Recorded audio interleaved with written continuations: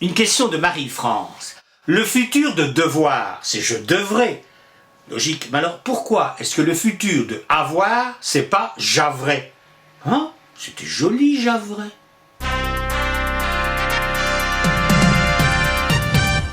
Bon, cette question peut nous paraître bizarre, vu qu'on est habitué à la forme j'aurais depuis l'enfance. Hein? Quand est-ce que j'aurai mes bonbons? On l'a tous dit. Mais mettons-nous à la place du petit Hongkongais qui étudie le français en quête de démocratie. Devoir, je devrais, avoir, ça aurait dû dire j'avrais, et savoir, je savrais. Hein?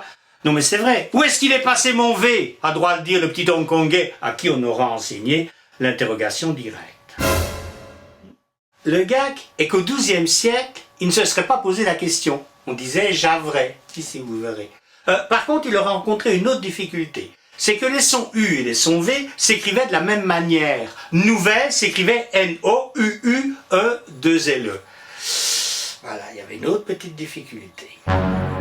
Regardez cette phrase tirée du Chevalier au lion de Chrétien de Troyes. Je n'y aurais, ja, nul dommage. Le troubadour se demande s'il doit dire avrais ou aurait. Comment prononçait-il? Avrais ou j'aurais?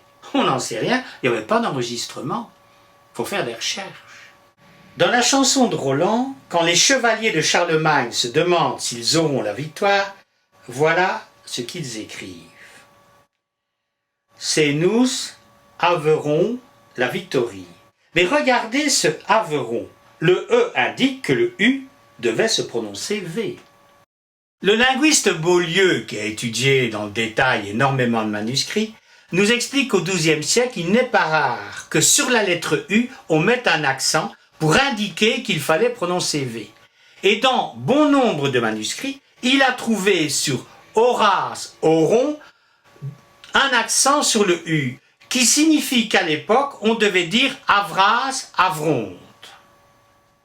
Le fait qu'une même lettre, la lettre U, puisse se prononcer U ou V, d'où un risque de confusion, plus peut-être la difficulté de prononcer le verbe vre, c'est pas si évident à prononcer, explique qu'au XIIIe siècle, plutôt que de dire j'avrais, on a dit j'aurais. Et voilà d'où vient cette anomalie. Pour le verbe savoir, c'est la même chose. Ouais. Bon, je sais pas si ça va aider nos petits Hongkongais, ça, hein.